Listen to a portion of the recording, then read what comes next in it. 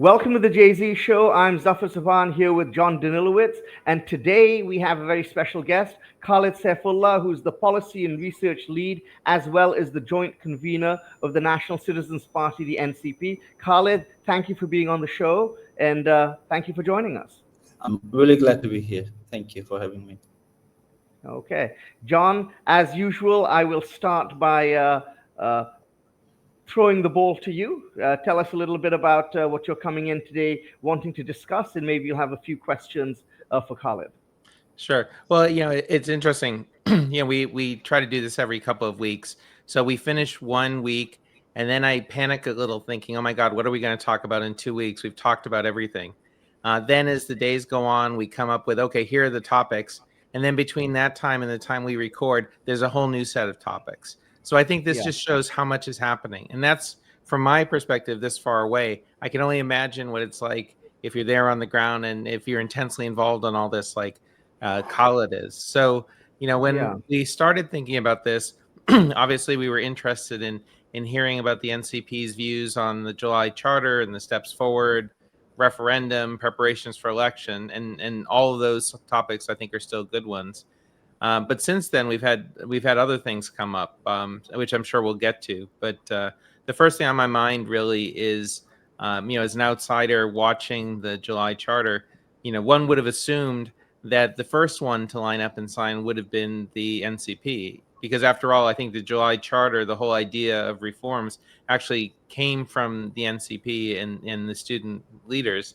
But in this situation now where the NCP was notable by its absence, and there was that famous photo that was circulating of contrasting August 5th or August 8th of 2024 with October 17th of 2025, and the different personalities surrounding Professor Yunus. So that's what's really on my mind. So Khaled, I don't know if you want to give us a little bit of a sense of how that came to be and how things are going from your perspective.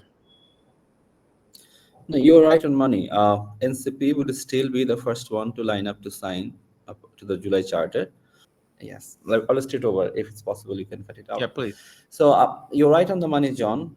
NCP would still be the first one to line up to sign the July Charter when the implementation pathway is clear. We discussed at length in our party, and we know from the history of Bangladesh, we never had a scarcity of good documents produced, but what we had lack of is implementation of those nice plans. So from our party, we decided that what good is this charter if it does not have an implementation plan? One would think that the charter would also include how these nice ideals will be implemented, but it didn't have that. We asked for it. The government couldn't show any. The Consensus Commission didn't show any. So we said we will sign when these are available. We are refraining from signing at this moment. And are you hopeful that this will happen prior to the slated date of February for the national elections? And if it does not happen prior to the national election, what does that do to the NCP's position vis-a-vis the elections?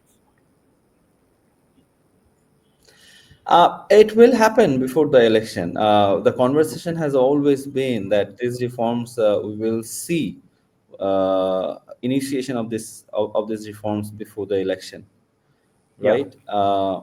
And the Consensus Commission said that we have 15 more days, we will have an implementation plan and we'll submit it to the government. And they did. They submitted it 2 days ago. We think that is progress. But still, they gave two options for implementation. And the government is yet to tell us which pathway they're taking. One of these pathways have accountability clause, the other one doesn't. For example, for option one, it includes an accountability clause that if the parliament is unable to reach a consensus on the specific wording of these proposals, then the wording approved by referendum by the people will be adopted in the constitution. That is a good proposal, we think. The other proposal does not have any accountability clause. Let's say the political parties fail to reach a consensus. after 270 days, then the entire reform process uh, does not make it. So we are asking the government, please make clear which pathway you are going to. For option one, we have observations. Some of the wordings make it very uncertain. We have also raised questions about that, and we have asked for clarifications on it. Hopefully, those clarifications would come, and we'll be in a position where we have clarity on what we are signing for, and then, of course, we'll sign. Okay. It looks to me like, the election issue is just getting more and more complicated by the day. I mean, obviously, there's the big issue of, the election and who's going to be elected to what positions in Parliament, right? That's the easy part. Now there's the issue of the referendum, which, may very well happen on the same day. It's not clear to me whether all of the political parties will have the same position, will encourage their supporters to vote yes, or whether one or more of the parties will actually encourage their supporters to vote no. Seems that there's a huge issue related to voter education and voter turnout, particularly now with Sheikh Hasina and the Awami League coming out firmly, no vote, no vote. So they're openly calling for a boycott. And, we don't know yet how much support the Awami League has, whether their supporters will listen to her, and frankly, whether the other parties will want Awami League supporters to come out and vote. So Zafar, how do we make sense of all this? What do you think in terms of what we'll see on election day in February? Well, I've always believed, and I continue to believe, perhaps in the face of some evidence to the contrary, that we're going to have elections in February, and we're going to have good elections. I'm in some ways glad that that the Awami League has laid its cards on the table, and they have now said that they're going to boycott the elections. And so a lot of us, there was some question as to what was going to be their position, and I think it crystallizes the issue, and it makes it very simple. In fact, for the interim government, now what's very clear is that that's putting aside the achievements and the accomplishments and also the missteps of the last year since they have been in power, their legacy is now going to be judged entirely on this election. If they are able to deliver a good election with a good turnout, which is largely representative, I think that is going to be how they are viewed by history. Contrary-wise, if they are not able to deliver, then I think that's really what people are going to remember them by. So in a sense, it crystallizes the issues. I think it crystallizes the issues for all the political parties as well. And so now I feel that we have a path forward. To Khaled's point earlier, I saw very good communication just earlier today. Someone shared it with me from the NCP about the referendum. It was just it was a map of Bangladesh with yes, hair written in it, and explained what are you voting for. And the thing is instead of saying, well, if you're voting yes, you're voting for, and giving an abstruse list of policies and this, that, which might be more than the average voter can comprehend. This was like, are you in favor of the July uprising? Are you in favor of corruption-free politics? Are you in favor of, honest politicians? If you are in favor of these, that's what a yes vote means. So I think that can be communicated to the voters. I think it is being communicated, if I understand correctly, quite skillfully, and I think that's going to be the battle moving forward. I think there are two things. There's the referendum, and then there are the elections. And it is quite possible that some of the people who will vote in the referendum will vote no, and that's fine too. I think there's a big discussion going on right now as to whether 50% is going to be sufficient, or whether some of the parties are asking for a higher than 50%. But I think the NCP argument, which is that 50% in a referendum is the standard, and in the past the constitution has been amended by parties who have far less than 50% of the popular vote, I think is a persuasive one. So I imagine that is a argument which will win the day. And so I think, as we see in Bangladesh, things often seem chaotic in the run up, but I think that the path will right itself. I mean, that's my optimistic take on things. I don't know, Khaled? And I completely agree. On the question of the date of referendum, there is some politics Yeah, at play. As we can see, Jamaat has taken a firm position that it has to be before election, and yeah, BNP is saying it has to be on the day of election. And the fear that BNP has is that if the referendum happens before the election, it might attach with some conspiracy that the election would be delayed ultimately. Hmm. We are not getting into that controversy from NCP. We are saying that for the referendum, our only ask is that let us have the referendum in a transparent manner. Let us all yeah, focus on voter education. Let us tell yeah. people what they're voting on. The date does not really matter much as long as we have a transparent and credible referendum. And it can be on the election day, it can be before you guys settle it. But please, let's make sure that we all come together to have a really good referendum where people come to vote with a lot of enthusiasm, because ultimately we are trying to write a future of Bangladesh that is more accountable, that is more just, and that hopefully will be more prosperous. You know, Khaled, if I could say something, it seems in a lot of the discussions which have happened in the Consensus Commission and outside about the path moving forward, that you have the BNP on one side and the Jamaat on the other, and oftentimes it actually seems as though the middle path or the compromise path is put forth by the NCP on the issue, for instance, of proportional representation. You have two fairly extreme positions taken by the bigger parties, but I again feel that the so would you say that that is one thing which the NCP has been trying to do? It's been trying to bridge the gap and saying, look, we're all in this together. Why don't we try and live with something, come up with something which we can all live with? It may not be 100% what you want, but it's something we can all live with. That is one, I think, a few perspective. I think the big parties, they come from a position of I don't want, like, they come from a position of negotiation. So in negotiation, you ask for a lot and then you keep room for compromise. Hmm. So I think they have good intentions, and from there, they are not just taking very extreme views to be there. Rather, it's a position in negotiation. So that's that. But from NCP, our position has been principled, because post July, we didn't think people who are with us, people who came to the streets, they would like a lot of negotiating positions.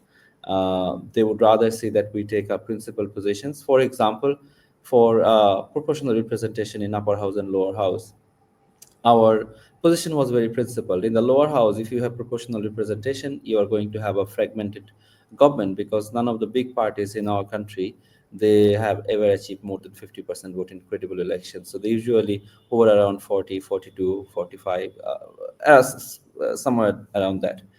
And Yeah. so we are going to have hung parliament, and Bangladesh needs a parliament where there is clear direction. That's why we have said that in the lower house, we do not want proportional representation. Although, as a new party, asking for proportional representation in the lower house would have been in our benefit, but that's not where we Indeed. went. But in the upper house, we ask for proportional representation because, as you would know, in the lower house, with just 40% vote, Hmm. 42% vote, sometimes political parties have received more than two-third majority in the parliament. So Hmm. basically, a minority is going to the parliament and have the capacity to change the constitution unilaterally. And by using that provision, in the past, parties have changed the Which has caretaker happened on a number of occasions, on a yes. number of occasions, right? And they have changed the rule of the game. They have changed how the election commission is run, how elections are Hmm. administered, and that has triggered crisis for the nation. So we are saying in the upper house, let's have proportional representation, so that for constitutional changes, you at least think of a broad consensus, because for constitutional change, you really need a broad consensus. You do not want one party to be able to change the rule unilaterally. So we have tried to take common sense positions in those places, although some people spread misinformation, did not try to clarify that NCP does not really want proportional representation in the lower house, but those are different conversations. Uh, on the referendum as well, uh, different parties look at different benefits based on the date of referendum, Hmm. but we are saying, please, let's focus on getting it right rather than when it is. To take Zafar's comments a bit further, in terms of the role of the NCP, traditionally in Bangladesh, you have electoral alliances form. and certainly BNP and Jamaat have been in electoral alliances previously. From my interactions with people in both parties, it seems that that's highly unlikely this time. I mean, Jamaat seems determined to go its own way, test its strength. I know in the past people from NCP have also told me that their intention was to pursue their own path. But if you look at electoral calculations, the challenges of running campaigns, resources, etc., and the political bargaining that takes place, it would seem to me that if I were in either of the other two major parties, I would see the NCP as a prize. And NCP would certainly bring something to the table in an electoral alliance for either Jamaat or BNP. If you want to break some news here on the Jay-Z show, you're welcome to do so. Zafar and I would love the headlines. But short of that, any indication or inclination you have in terms of whether or not NCP might ultimately form an alliance with one or more of the other parties going into elections? I'll give you the principles. The principles are very simple. Let's say in the UK, sometimes parties on the left, we blame them because they're so fragmented. It opens the space for conservative forces to take power in a first past the post system, right? Mhm. We also have a first past the post system. So alliances are meaningful. Alliances are meaningful when it is based on not just electoral arithmetic, but it's also based on principles. It's based on what you really believe in. We have said time and again that we are not going to go for alliances just to have an advantage in the election and have a few more seats. That's not the purpose of us. Why we do politics. Politics has to be principled to us, and from that position, let's say if we election is a few months away now, Mhm. a lot of calculations changing, but for us, we have made it clear that we are not going to have any sort of even tactical conversation with forces that is anti-reform, that takes a position against reform, Mhm. because reform is really, really important to us. So we do not know what happens from now on. If any party supports Awami League position there and goes for, say, we do not goes for, like, we do not want reform, say no to reform, and no question that we are not going to be with them. Absolutely no question about that. What are the principles that NCP would look at when it comes to election? Number one, politics is not just about power; it's also about principle. And for us, politics is a means of service. We want to abide by our own values. We do not want a country that is not reformed, that is taking the path Mhm. of the old. So we might be with forces, we might unite with forces who want reform if anti-reform sentiments are stronger by the day. The other things, let's see where it goes. Okay. You- Do you think, oh, sorry, if I could just come in very briefly. Do you think in some ways, though, Khaled, that we are, of course, the focus for the last 12 months has been on elections, but insofar as the NCP is concerned, I know, elections are important, of course, but this is a new party. And, it would be a mistake to think or hope that that there would be tectonic change in within 15 months since the end of the autocracy which we are living under. So if you look at political parties in the subcontinent, anywhere in the world, really, let's say Imran Khan's party in Pakistan, even the BJP, looking back in the history of India and what have you, these things take a long time. It's a marathon rather than a sprint. So my sense is that regardless of the results of this election, NCP will need to continue to carry on working. So it's not really so much about how many seats you have in this current parliament. It's a question of, creating this organization and structure. Is that how you're looking at this, or how much importance are you giving to this upcoming election in terms of organizational strategy? Election does not equal to democracy, although that is almost certain, or that is almost the case in Bangladesh. We have a lot of conversation about democracy, and that is the sort of only democratic outlet there. But if you look across the world, in certain countries, if you have certain number of signatories, you can trigger a referendum. If you have a certain number of signatories, you can maybe even put a private bill on the parliament. And there are many other ways you can really strengthen democracy beyond election, beyond the voting day, right? From NCP's perspective, our focus is like our party has an identity, the identity that we were born on the July, from that spirit. And our aim, as we have been saying, is to have a Bangladesh that is against discrimination, to have a Bangladesh where we do not have fascist system, and we break down that fascist system so that we are more democratic there. These would be the ideals, and we must uphold these ideals in our actions. If we do that, this election is just a starting point. This election, as Zafar said, is not the be all and end all. We started this election, but what really matters is uh, how we present ourselves in this election. Then it will leave a mark on people's memory. And going forward, we strengthen our movement for the next 5 years, for the next 10 years. And over time, when people see that we are a credible force, we really mean what we say, then we can earn people's trust, because ultimately we have to earn people's trust. We cannot say that trust us from day one. John, I'm sorry, you had something. No. It's just interesting. I mean, this is really helpful, Khaled. So thanks for joining us, and thanks for being so candid. I'm just reflecting back on our conversations over the last couple of episodes with representatives or people speaking on behalf of the BNP and Jamaat as well. And I'm trying to think of what the campaign slogans will be. So Khaled, I think, has articulated well NCP's kind of campaign slogan. If I had to reflect back on our conversations with Naqib about Jamaat, I think honesty, anti-corruption, good governance, and there's a certain moral appeal, obviously, which comes from Jamaat.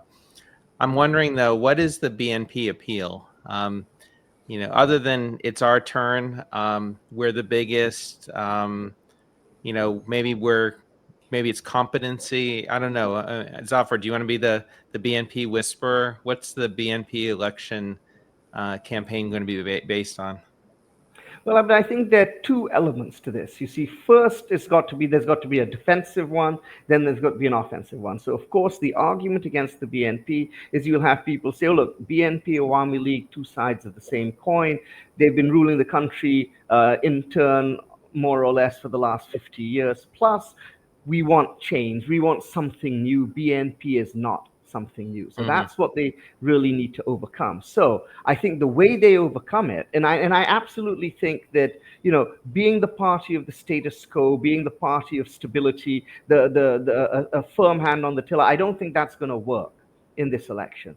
I think they will need to project themselves as a new BNP if they are to hope to reach out to the younger generation of voters, to voters in general. I think to the extent that they can show that they have learned a lesson from their 17 years in opposition, they have learned a lesson from the July uprising, they have understood the pulse of the Bangladeshi people, and they have understood that Bangladesh can never go back to where it was before, then I think people will give them a look. But I think that is the message which they need to communicate to the people. I talk to young people in the BNP. I think the BNP's problem is it's not a very well organized or coherent party. So you talk to a lot of people in BNP who get this, and who think that should be the direction the BNP should move in. But whether then of course, this is the downside of being a big ship, is it's quite hard to maneuver the whole party in that direction. You have many leaders, you have many workers in every nook and cranny of the country. To get them all on board is quite a challenge. And it's something which I feel that they should have done. We've talked about this earlier with Tariq Rahman. If he had been in Bangladesh, if he had been campaigning out there earlier, that's something which perhaps would have been useful for the party. But that's the direction they should go. But bringing back to Khaled, since he's here, I feel that the real message which the NCP needs to communicate, as I said, is the message of change, that we are the change party. We are the party of something new. And I think here the challenge for NCP is, interestingly, and if you look at the student council elections, it seems as though a lot of that change constituency has been successfully appealed to by Jamaat. Jamaat is also positioning itself as a new political party, which is very interesting because, of course, as a Mhm. political party, it predates the formation of Bangladesh. You know, it's a much older political party than the BNP, but they, I think, have fairly successfully Mhm. presented themselves as such, and I think that's really where NCP needs to go, because I think NCP can differentiate itself very well from BNP on that issue, but it can differentiate itself from Jamaat on maybe political issues and message issues, but it also needs to show that when it comes to change, anti-corruption, new politics, that it really is a new party. And do you think that's a fair assessment?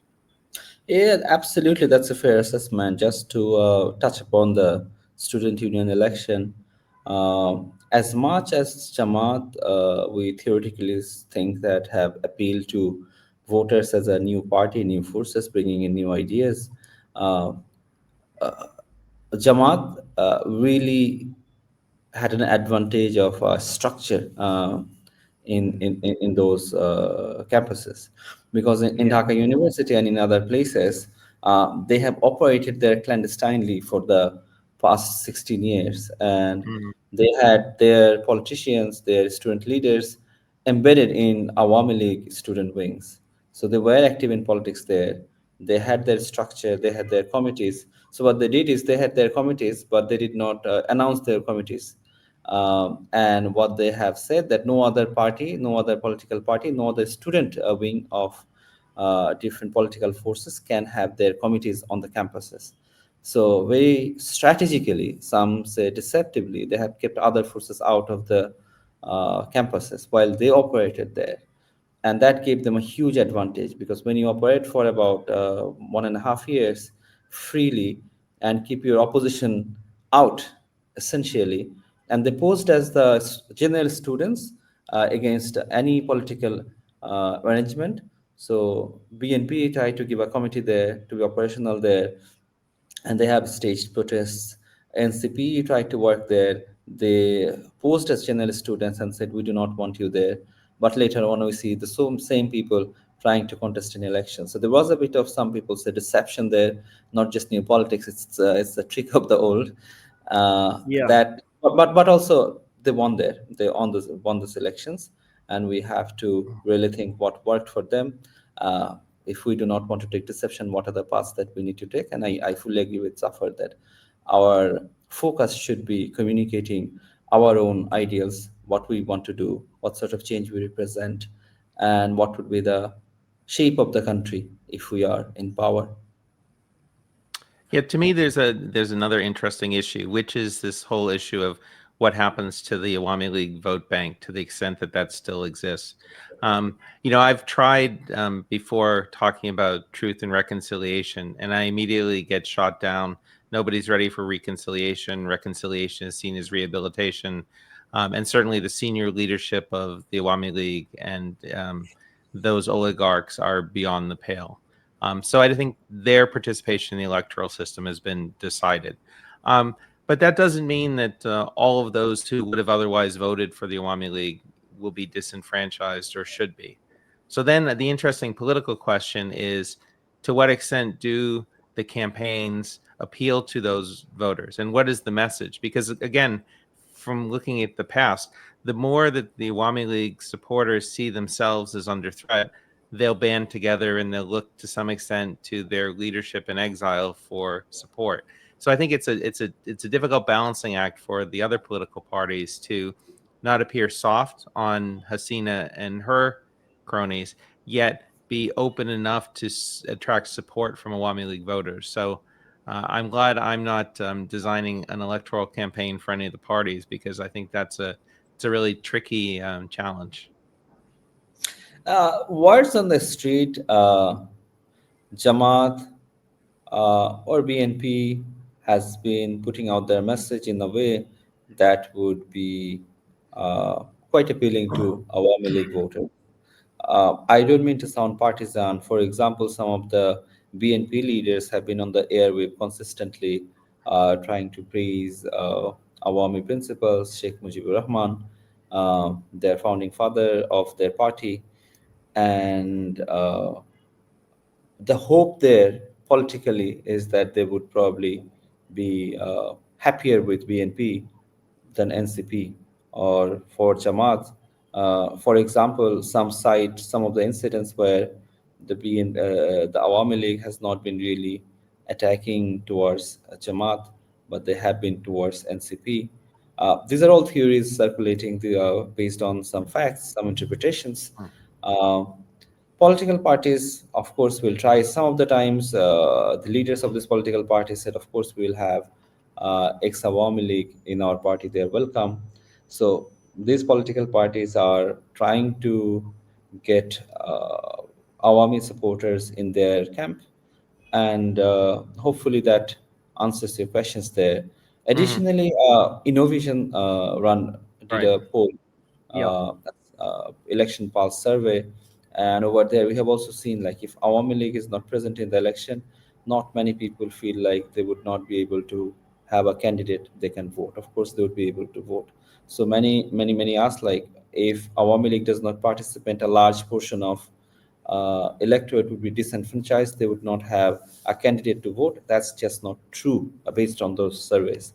I think if you have Rubaiyat in some shows, you can ask him in detail. Yeah, no, I've talked with him on a number Yeah, of occasions. You're absolutely right. And I think this is very interesting because um, a comparison can be in 2014, there was an election which was boycotted by BNP and other parties. But I was at Dhaka Tribune at the time, we ran a poll on the eve of that election, and 80% of the people said that they wouldn't vote in the election, which also kind of corresponded with the actual figures. You see, yeah. and contrary wise, now we're seeing 80% of the people saying that they will vote. So I think it's important or they want to vote, even if the Awami League is not there. So I think And this is a very important point to a distinction to make. Yeah, I and agree with Khaled. Jyotibai just mentioned the stat that less than 4% of the Awami League voters will stay home, according to Innovation. So that's Yeah. less than 4% of Awami League supporters. This is true. When you say 80% to vote, that's actually 20% Yeah. of the people never vote anyway. Actually, you don't really get that's a hugely high voter turnout in any event. You know, anything over 70% would be a smashing success in any election anywhere in the world. Absolutely. I think on that note, however, I wish we could. It always seems at the end of 30 minutes that I wish we had another 30 minutes, but I know, Khaled, you're a busy man. John, you're busy too. We all have day jobs to get back to. But thank you for taking this time to speak with us, Khaled. Good luck over the next couple of months, and hopefully we'll see you back here on the show in the not too distant future. Thank you for having me. I had a lovely conversation with you. Okay. Thank you, Thank you, John. Jim. Any final words?